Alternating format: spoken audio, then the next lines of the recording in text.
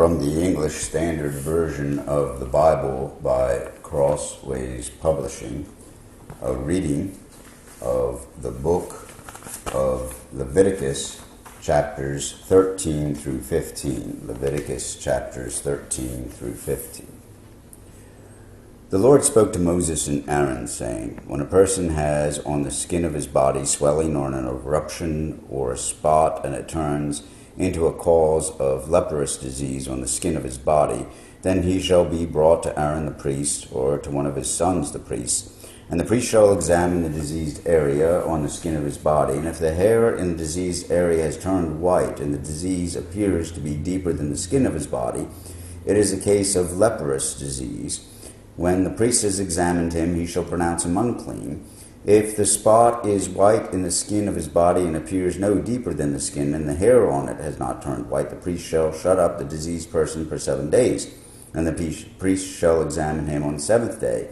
And if in his eyes the disease is checked and the disease is not spread in the skin, then the priest shall shut him up for another 7 days. And the priest shall examine him again on the 7th day, and if the diseased area has faded and the disease is not spread in the skin, then the priest shall pronounce him clean. It is only an eruption.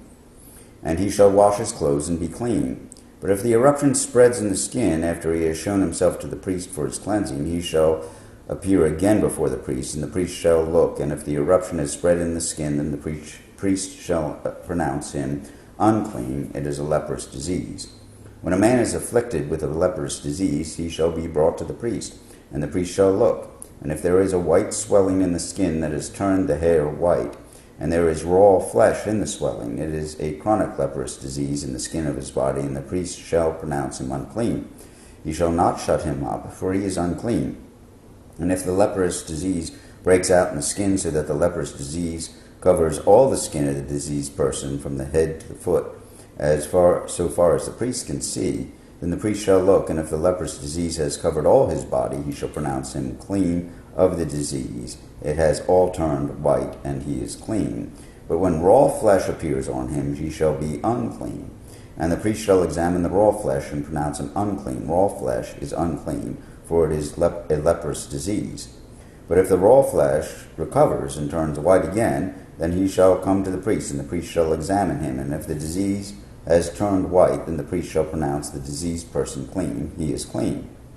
If there is in the skin of one's body a boil and it heals, and in the place of the boil there comes a white swelling or a reddish white spot, then it shall be shown to the priest, and the priest shall look. And if it appears deeper than the skin, and its hair has turned white, then the priest shall pronounce him unclean. It is a case of leprous disease that has broken out in the boil. But if the priest examines it, and there is no white hair in it, and it is not deeper than the skin, but is faded, then the priest shall shut him up for 7 days. And if it spreads in the skin, then the priest shall pronounce him unclean. It is a disease. But if the spot remains in one place and does not spread, it is the scar of the boil, and the priest shall pronounce him clean. Or when the body has a burn on its skin, and the raw flesh of the burn becomes a spot, reddish white or white, the priest shall examine it. And if the hair in the spot is turned white, and it appears deeper than the skin, then it is a leprous disease. It has broken out in the burn, and the priest shall pronounce him unclean. It is a case of leprous disease. But if the priest examines it, and there is no white hair in the spot, and it is no deeper than the skin, but is faded, the priest shall shut him up 7 days. And the priest shall examine him the 7th day. If it is spreading in the skin, then the priest shall pronounce him unclean. It is a case of leprous disease. But if the spot remains in one place and does not spread in the skin, but has faded, it is a swelling from the burn, and the priest shall pronounce him clean, for it is the scar of the burn. When a man or woman has a disease on the head or the beard, the priest shall examine the disease, and if it appears deeper than the skin, and the hair in it is yellow and thin, then the priest shall pronounce him unclean. It is an itch, a leprous disease of the head or the beard. And if the priest examines the itching disease, and it appears no deeper than the skin, and there is no black hair in it, then the priest shall shut up the person with the itching disease for 7 days, and on the 7th day the priest shall examine the disease. If the itch is not spread, and there is in it no yellow hair, and the itch appears to be no deeper than the skin, then he shall shave himself, but the itch he shall not shave, and the priest shall shut up the person with the itching disease for another 7 days. And on the seventh day the priest shall examine the itch, and if the itch is not spread in the skin, and it appears to be no deeper than the skin, then the priest shall pronounce him clean, and he shall wash his clothes and be clean. But if the itch spreads in the skin after his cleansing, then the priest shall examine him, and if the itch has spread in the skin, the priest shall not need to seek for the yellow hair, he is unclean. But if in his eyes the itch is unchanged, and black hair is grown in it, the itch is healed, and he is clean, and the priest shall pronounce him clean. When a man or woman has spots on the skin of the body, white spots, the priest shall look, and if the spots on the skin of the body are of a dull white, it is leukoderma that has broken out in the skin, he is clean. If a man's hair falls out from his head, he is bald, he is clean. And if a man's hair falls out from his forehead, he has baldness of the forehead, he is clean.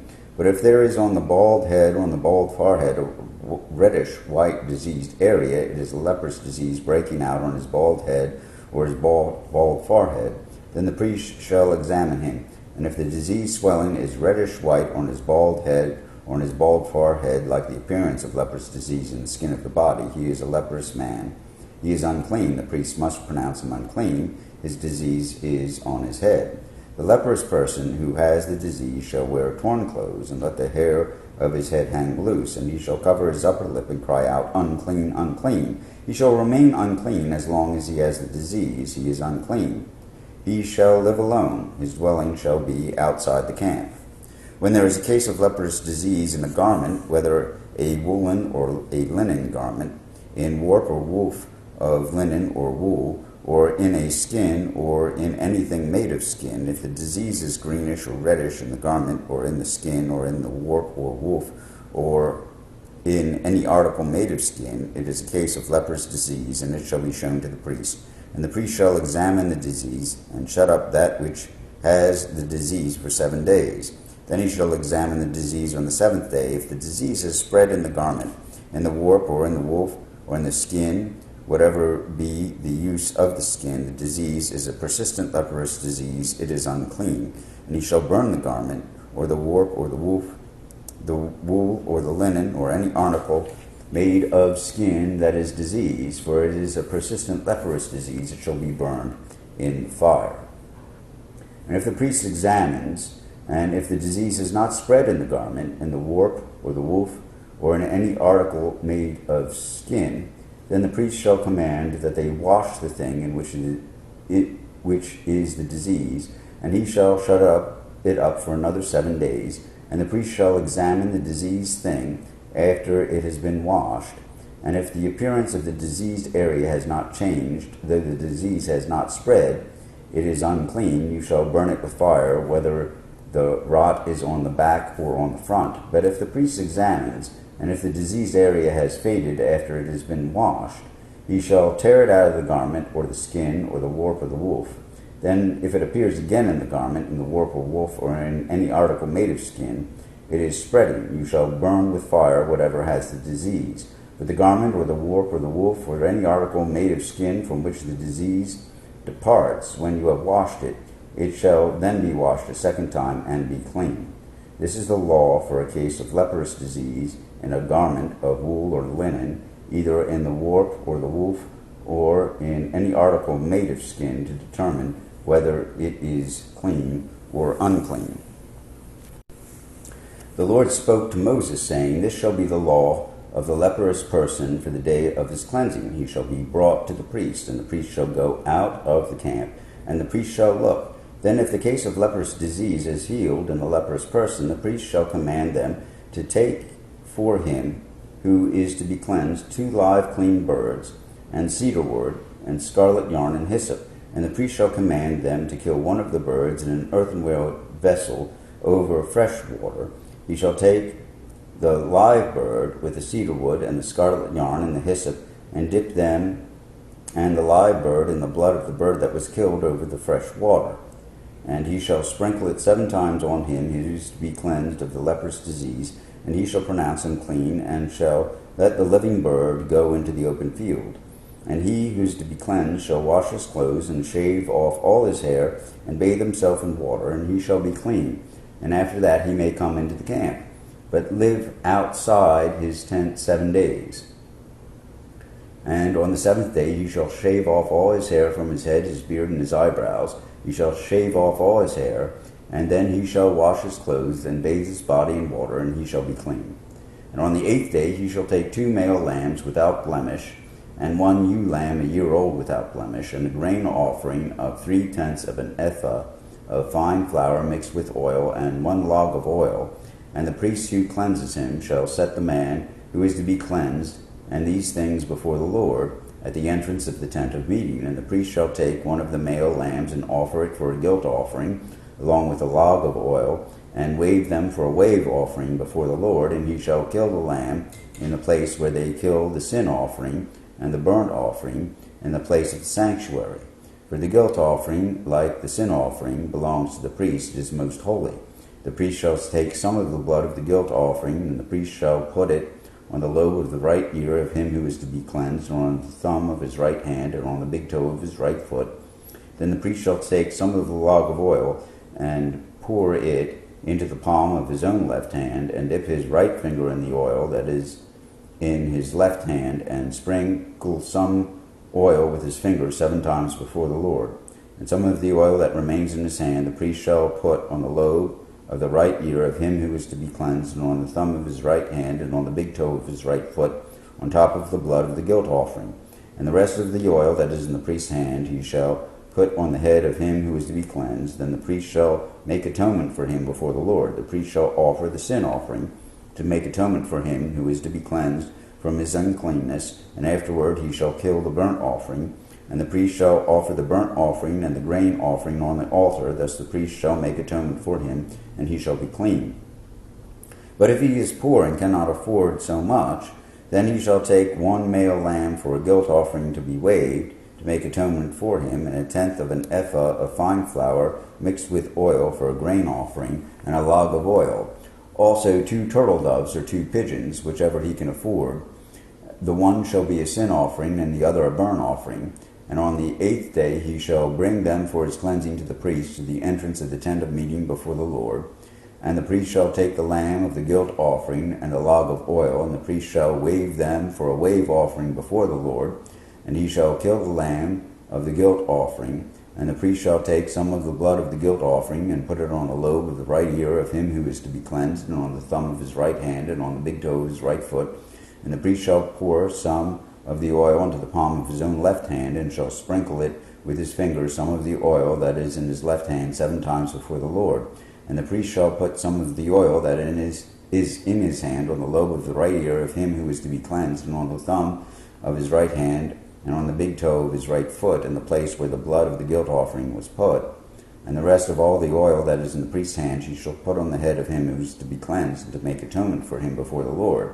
And he shall offer of the turtle doves or pigeons, whichever he can afford, 1 for a sin offering, the other for a burnt offering, along with a grain offering. And the priest shall make atonement before the Lord for him who is being cleansed. This is the law for him in whom is a case of leprous disease, who cannot afford the offering for his cleansing. The Lord spoke to Moses and Aaron, saying, When you come into the land of Canaan, which I give you for a possession, and I put a case of leprous disease in a house in the land of your possession, then he who owns the house shall come and tell the priest, There seems to me to be some case of disease in my house. Then the priest shall command that they empty the house before the priest goes to examine the disease, lest all that is in the house be declared unclean. And afterward the priest shall go in to see the house. And he shall examine the disease, and if the disease is in the walls of the house with greenish or reddish spots, and if it appears to be deeper than the surface, then the priest shall go out of the house to the door of the house, and shut up the house 7 days. And the priest shall come again on the 7th day, and look, if the disease is spread in the walls of the house, then the priest shall command that they take out the stones in which the disease, and throw them into an unclean place outside the city. And he shall have the inside of the house scraped all around, and the priest and the plaster that they scrape off they shall pour out in an unclean place outside the city. Then they shall take other stones and put them in the place of these stones, and he shall take other plaster and plaster the house. If the disease breaks out again in the house after he has taken out the stones and scraped the house and plastered it, then the priest shall go and look. And if the disease has spread in the house, it is a persistent leprous disease in the house, it is unclean. And he shall break down the house, its stones and timbers, and all the plaster of the house, and he shall carry them out of the city to an unclean place. Moreover, whoever enters the house while it is shut up shall be unclean till the evening, and whoever sleeps in the house shall wash his clothes, and whoever eats in the house shall wash his clothes. But if the priest comes and looks, and if the disease has not spread in the house after the house was plastered, then the priest shall pronounce the house clean, for the disease is healed. And for the cleansing of the house he shall take 2 small birds with cedar wood and scarlet yarn and hyssop, and shall kill one of the birds in an earthenware vessel over fresh water.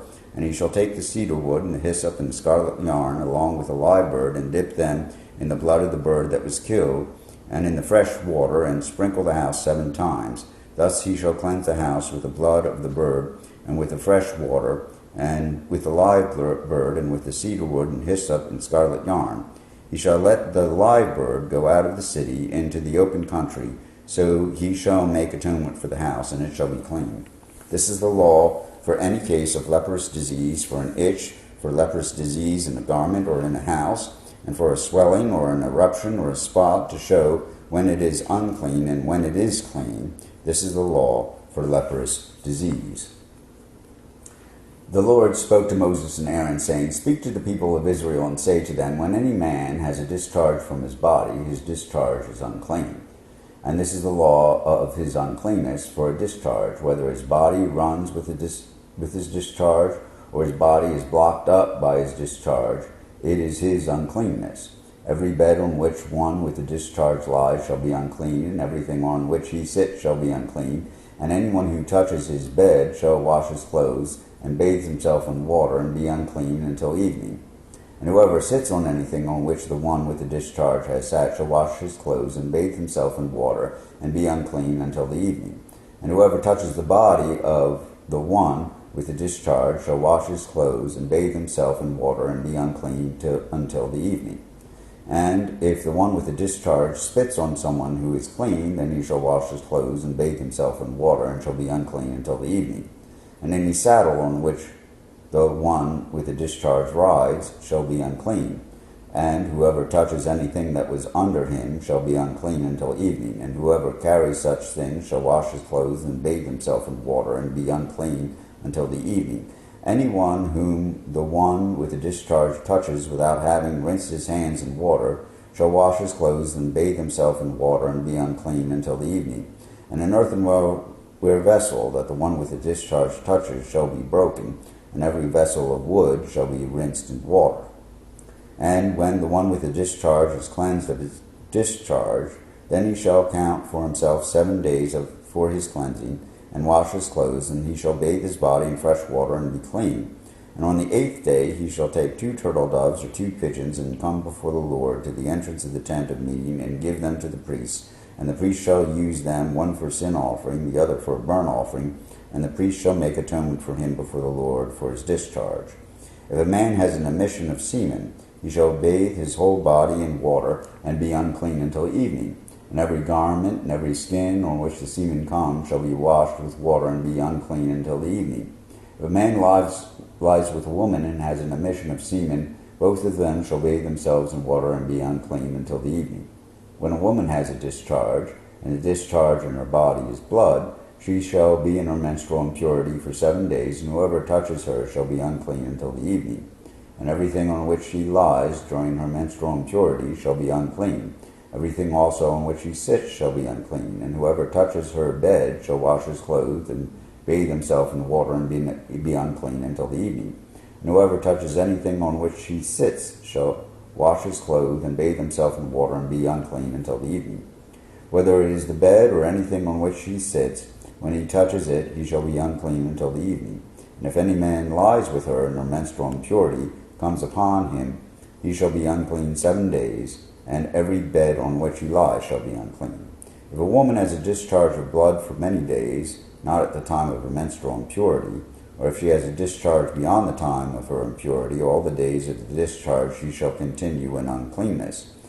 As in the days of her impurity, she shall be unclean. Every bed on which she lies, all the days of her discharge shall be to her as the bed of her impurity, and everything on which she sits shall be unclean, as in the uncleanness of her menstrual impurity. And whoever touches these things shall be unclean, and shall wash his clothes, and bathe himself in water, and be unclean until the evening.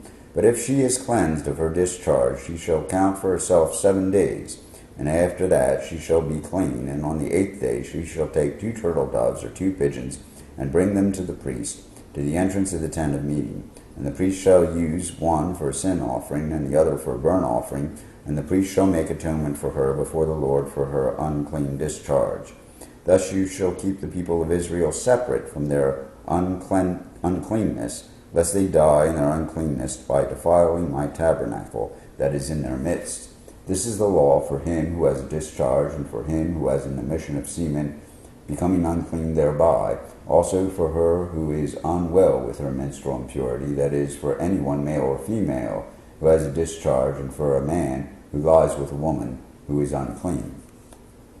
Here ends the reading of the book of Leviticus, chapters 13 through 15, in the English Standard Version of the Bible by Crossways Publishing.